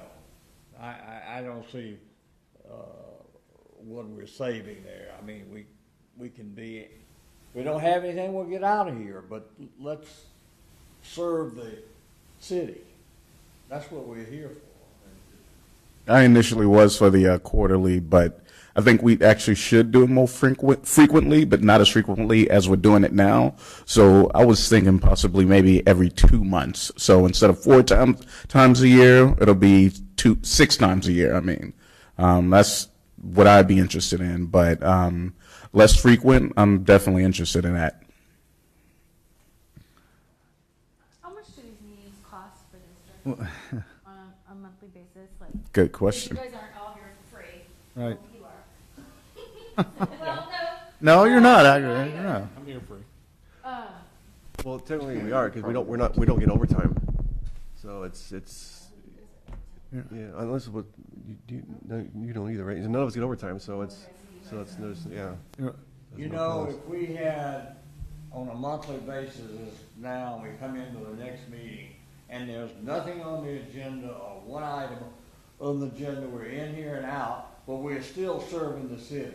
I mean, if we're not gonna serve the city, maybe we ought to just abandon it. But I mean, I think that monthly meeting, they're meeting monthly, the city is, and if we've got things to commit to them that we've done or will do, I think we ought to be available. I think we're cutting ourselves off from being available to serve the city. Well, let me bring this to attention. I think we forgot also that the committee established that we would try to wrap things up at 7:30, and if we don't, we would kick it off to the next meeting, and we didn't follow that procedure. It's almost 8 o'clock, so maybe we stick to that too as well. Okay, if we didn't get through all the items by 7:30, we table it for the next meeting. That's true.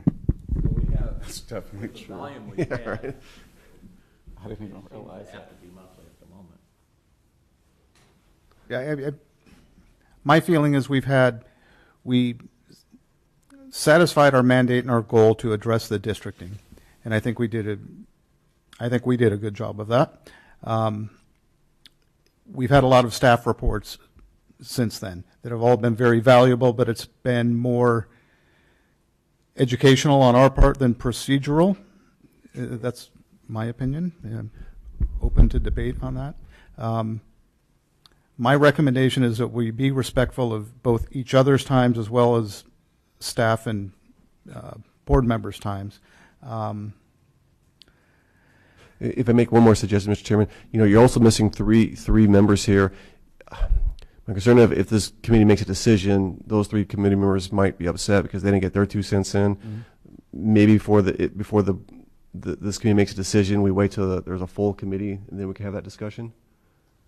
So everyone has their opportunity. No. We're missing some committee members. So my concern is that if this committee makes a decision to go, say quarterly, those 3 committee members might not agree to that, and they might not be able to voice that disagreement because they weren't here. So I'm saying maybe the committee puts off making any decisions and wait till it's the full committee, and then so everyone can be engaged in discussion on this item. Yeah, and I definitely agree. And additionally, since the 3 people who spoke all have 3 different opinions on when we should actually have meetings, I would be interested in seeing what everybody else had to say too, or anybody who would like to have any input would have to say also. I think I'd like to recommend, I like Monty's recommendation to have it every other month. I think that's a fair compromise. So if I had to make a recommendation right now, it would be to have every other monthly meetings, have a time limit on the meetings, possibly on the agendas indicate a time limit for each agenda item, and then force the chair to strictly adhere by that so we can curtail discussion and not make it go longer than necessary. And if that doesn't work out, then we always have the opportunity to bring it back as another agenda item and adjust it in the future. That's true too. We get the other 3 members here so we can get a full vote before we start making changes to it. So we'll continue the item of the January meeting? You have made a very good point about being educational. We're learning a lot. So on the surface, that sounds good, we should have less volume. But some committee members are gonna serve for 1 year and you're gonna start over. So that's just, take that into consideration. I'm tending to agree with you with the every other month, but we do have to realize that every year you got a new crop. Well, the first year is up, what, at the end of March? So that's only 3 more months. I think it's important that we spent the amount of time that we have thus far, because most of us walked in here knowing nothing about any of this. So the educational portion, I think, was really important, because this whole CAC is a brand new concept.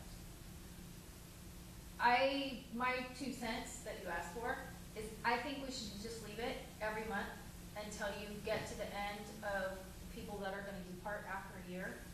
And then when you bring those new people in, decide before you bring the new people in, whether you need less meetings or not, because now you're gonna have half of these people have already been here and are gonna kind of be able to get the other people up to speed more. But we have had a lot of stuff on the agenda every single time. I'm all for not making them once a month, or, if we don't have to, but from everything I've seen so far, it's been warranted that we've had a month, or a meeting every month, I think. I motion that we table this issue until next month. Yeah, that's a good idea. Is that an official second? Second. Okay, so there's a motion on the table to table this until January's meeting. We have a second. All those in favor? Aye. Aye. Opposed? Abstentions? Okay, motion carries. We'll revisit in January. Next up on the agenda is board and staff comments. Board, anybody? Oh, is that me? That's you. Well, yeah. Okay, hearing none of those, I'll make a comment. I'd like to thank, as we're coming towards the end of the calendar year, I'd like to thank all of you for your service and attention to this committee. I think we've all learned a lot. I think we all work together very well. I think we all have our opinions, but we have the best interests of the district and the city in mind, and I appreciate all of your opinions. I'd also like to wish each and every one of you a happy holidays. Enjoy your time with your family, and Tomorrow night? I hope to see everyone. Pardon me? Tomorrow night, too? Yep, and that's what I was going to say. I hope to see everybody tomorrow night at the Sand District's holiday party. Did you all receive the email for that, I hope? Mm-hmm. RSVP'd accordingly? Yeah. All right. I have a question regarding that. What time does it start? 6 p.m. Okay, that's what Right? I had on my. I'm right, right? It's Okay. here, isn't it? No, it's at... Where is you'll be- We'll tell you. We'll tell you. yeah, We'll cover it after. We'll tell you. Yeah. Yeah. Where is it? At the Golden Dragon. Oh, that's right. I forgot to read. I read the thing. Don't review that with me. Okay. No other board comments? No other comments. All right. Hearing none, we will adjourn this meeting at 8:04. Thank you, everybody.